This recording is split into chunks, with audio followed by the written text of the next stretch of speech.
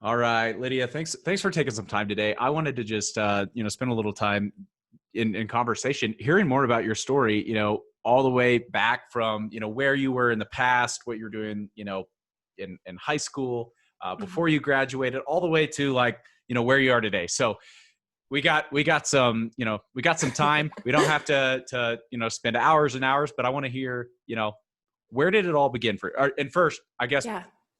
what are you doing today? That's probably the Okay. best place to start. Yes. Okay. And yeah, thank you so much for the opportunity. So what I'm doing today in terms of career is I work in customer success. So project management, account management, customer relations, all that good stuff. And I work at a company called Ruby, formerly Ruby Receptionists. We provide live receptionist services and live chat services. So anything to do with customer success, or excuse me, like, um, service and just like being an extension of small businesses brands around the world. So yeah, that's what I work in right now. Um, mhm. That's awesome. What's your favorite part about your job? I think the thing that's most intriguing to me is uh, really getting to have intimate conversations with business owners and particularly small business owners. It's really challenging, especially in a global pandemic, because people are going through so much financial hardship.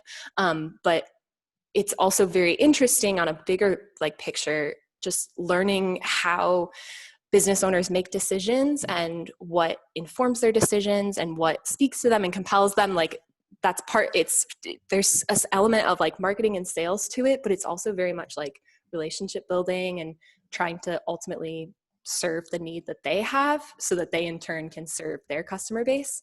Um, yeah, there are very clear incentives for me to do well. Um, and it's just very interesting. Um, Yeah. yeah. Is this always kind of the career path that you wanted to be on, or how did you find yourself in this type of role? Um, Honestly, I didn't even know that customer success was a thing when I was in high school. And I think it is a very new field within the greater like customer service Yeah. world. Um, I've definitely always wanted to do something that's of service to other people, something that like does provide value, fulfills a need, that is practical in essence. But I've also always been interested in communication and using influence, not in a scammy way, but in a way of Yeah. trying to communicate clearly, like, you have a need, here's the solution, let's make this happen, basically, and making that as succinct as possible. So yeah, I was originally, like, when I was thinking about careers back in high school or even before then, marketing was something that initially appealed to me. But as I've now gotten a little bit more experience, I still have a great appreciation for marketing. And I also want to learn about like other facets of business. So Yeah. yeah, I don't know what I'll do from here on out, but for right now, it's been like good and educational place to Yeah. be in. So yeah, That's awesome. So let's rewind the thanks. clock. Let's talk about, Okay. like, who were you in high school when, you're thinking about marketing? Who were you in high school? I know you've got like such an awesome and kind of like roller coaster ride of a story, but Thank you. what was high school like for you? So Lydia in high school was, so I viewed, my parents are Gen X, and they were very much raised with the mentality, and the economy was structured in a way that if you went to college, you were setting yourself up for like a better path, so to speak. Um, so that was like that was what they had going into raising me, but that was kind of tempered with a strong practical desire to just do whatever was going to be best. Yeah. So I'd never had the feeling of like, oh, I have to go to college. It's more just when I kind of looked at what I knew and in my community, what I thought would be best, it was, oh, I think I should try to do the very best I can in school, get as many scholarships as possible, go to a college, don't go into debt, and then get a job that you're interested in, but also can pay the bills, and then go from there. Yeah. So that was kind of my like thinking going into higher education in general. Yeah. And then, so I like tried to do the best I could and definitely pushed myself too much in some areas and got like really burnt out in my junior year because I was so focused on like just trying to build as good of a resume as possible. Yeah. But I didn't stop to think of like, what am I actually interested in? Also, what's like the most important thing here? Like, why do I need this degree? I don't know. Like, but those questions I hadn't really thought of. So I was just very focused on like, do the best you can, work really hard, get good grades. Like, but also within that, I knew like, okay, this is kind of a game. And I kind of hate that I'm just studying really hard in this class to get a grade when I actually really like this class and I'm doing this to learn. So there was a lot of conflicted feelings. I didn't really know what to do about it though, because it felt like, well, I just gotta make the best of it and make it happen. And then I started learning about gap years and Oh, nice. how like there were alternative approaches to education, and like, wait, sometimes people like take a year to just exhale and Think about things. Figure it out. Like, Yeah. like what? There's just such a funnel mentality of like, get it done as soon as you can. But gap years kind of like really struck me. And especially when I was in middle school and there were some hard things that were happening, like someone burnt my house down. You just skip past that. Like, that's a traumatic experience. Yeah, there was some hard stuff that was happening at the time. And I kind of, as like a coping mechanism, I went and I looked online for people that were doing cool things and things that like I would want to do. So like there was this YouTuber he had this channel called Jack's Gap, and there was this writer who created like, it's this thing called like the Rookie yearbook. And it was these cool creators that were doing alternative things and gearing their content towards other young people that made me start kind of like thinking just like on a low level of, okay, maybe there's something different, but I don't know what it is. Also, I don't want to go into debt because that's terrifying. So there was just a lot of questions and not answers. And then I saw Isaac Morehouse speak at a fee seminar about the future of education and how there's so many more options than we let ourselves believe. And that just like broke my brain kind of. Because it was he was saying things that it was like when you're at a puzzle and then there's like just a couple missing pieces left and you're so close and you're just like scrabbling to try and fit it in. That's how I felt in my junior year, because it was like, oh, I'm so like, I know this isn't right, but I don't know what I do need to be doing instead. And so I kind of held on to that, and then kept like researching more about gap years and travel and the options to like defer enrollment in school, because I was still pretty set on, okay, I've gotten into a few schools, I've gotten some like really nice scholarships, I want to be smart about this, but also like in my gut, this just feels so, I just felt like sick at the thought of finishing high school and then turning around exhausted and burnt out and then just jumping into 4 more years of being in a classroom. Like, oh my gosh, I don't even want to think about it right now. Just bringing back night terrors. Yeah, it was a stressful time. Like, but all that to say, so then when I was approaching graduating, I tried to kind of like set a couple like backup plans in place. So at that point I knew I wanted to take a gap year. I knew that I wanted to do some traveling. I'd saved up a little bit of money, but I deferred enrollment at this private school where I had some scholarships, because I thought, okay, I'll go on this gap year, maybe figure some stuff out, but worst case scenario, I'll just go to school and I'll be able to pay for it. I've still got it. Still got a plan B. Yeah. Love a plan B. So, that was kind of my thinking going into it. And then, where do you want me to, so what happened next? Yeah. You went on a gap year, you go and travel the world for 6 months. What happened next? You didn't go back to school. You went back to school. Like what was that next step? The next step then was realizing I was coming to the end of my trip, and I was freaking out because I realized I still don't want to go to college, but I don't know what I want to do. Yeah. And God bless my parents. They were very supportive, but also practical of, we'll support you, and what's your plan? And I'd been thinking about Praxis and following along with the content, and so much of it spoke to me and kind of like challenged and scared me in a little, like in a good way of like, ooh, like, could I do that? I don't know. So applied to Praxis then as soon as like shortly after I got home. I took a few months to kind of like save up a little bit of money, and then just took the mentality of like, okay, I did that 1-year experiment with the gap year. I didn't die. All right, let's do another experiment with this Praxis thing. Worst case scenario, it helps me like narrow down and figuring out what I don't want to do, and I'll get a little bit of experience through it. So that was the mentality going into it. And then thankfully was applied and was accepted.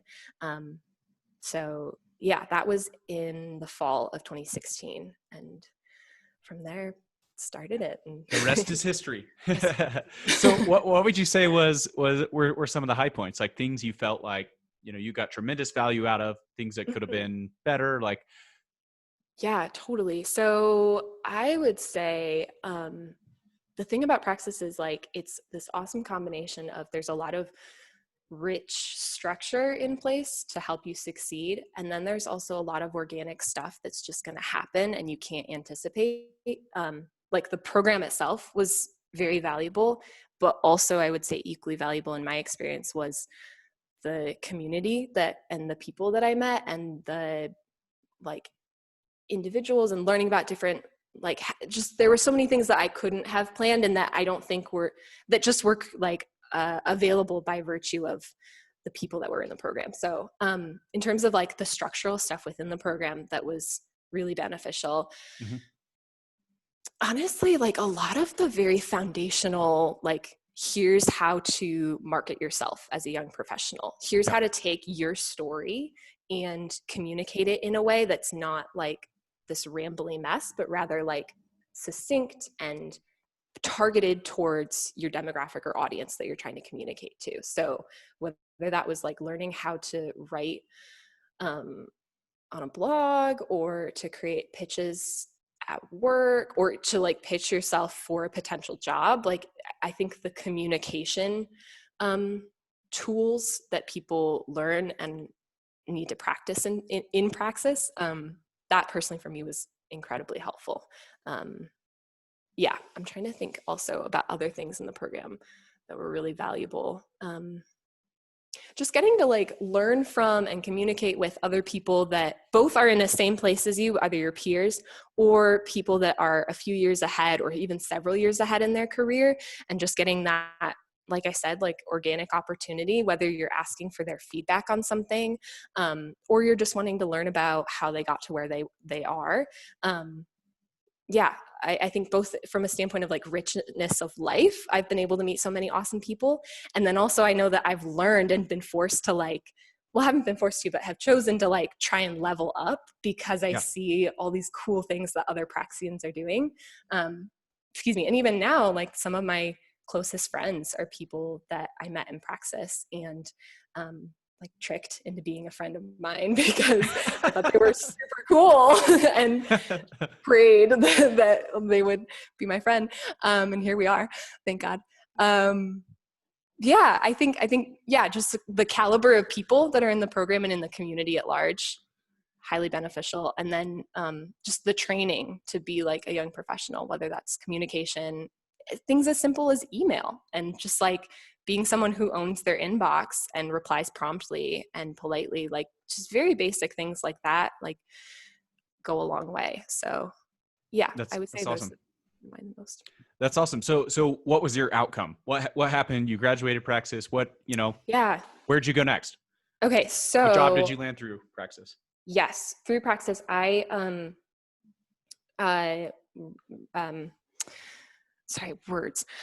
got a job offer at Go Realty, formerly Go Realty. It's now called Burgo Realty in Pittsburgh, Pennsylvania. It's a private equity real estate firm. And I was originally hired on. It was they thought they needed someone to do marketing work.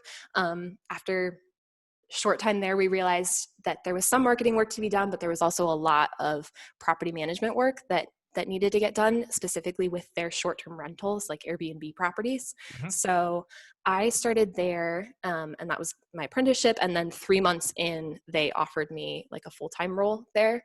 And I was there for like almost 2.5 years then after. That's awesome. So thanks. It was honestly, I I could not have like anticipated what it was going to be. I had no idea going into the placement process, A, what was available, and then B, what was going to be the right fit. And it just felt like a really awesome match, both on the technical like level of what I wanted to learn and what they needed.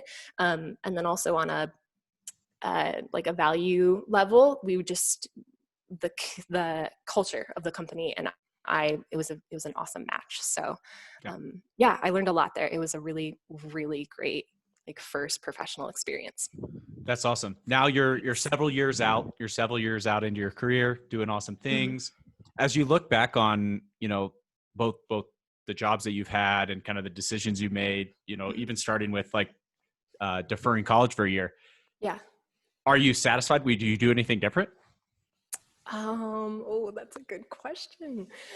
I don't think I would, because it's gotten me where I am, and I don't think it's helpful to like think through like stuff that I can't control. That's something I sometimes like to do. I like to think about like, oh, if only I'd done this, oh, that would be better.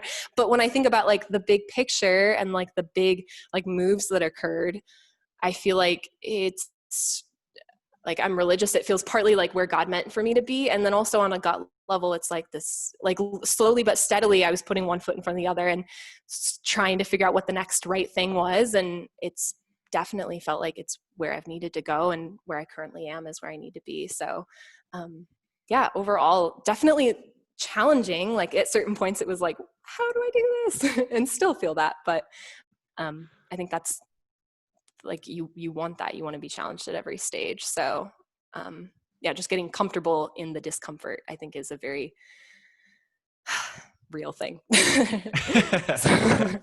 That's awesome. That's awesome. What do you feel like over the first first handful, several years into your career, what's been, one of or a few of the most valuable things you've learned so far? Ooh,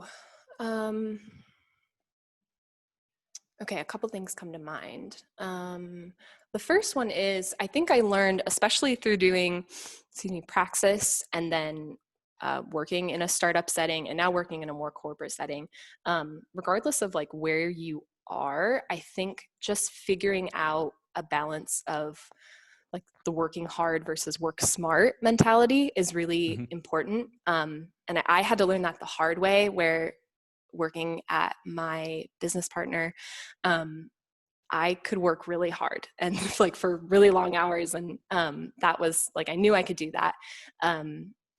But I did it to an excess, to a point where I just wore myself out, and then wasn't of much like help or value when I was like burned out. So finding a balance and focusing less on like hustle and more on sustainable growth has been a good mindset shift for me, because it's one thing to focus on like short term, like I just got to knock this this project out, make it happen. That's valuable. But when it feels like months or even years are that mentality of I just got to get this done, and then it'll like, that's in my experience, I don't want to live like that.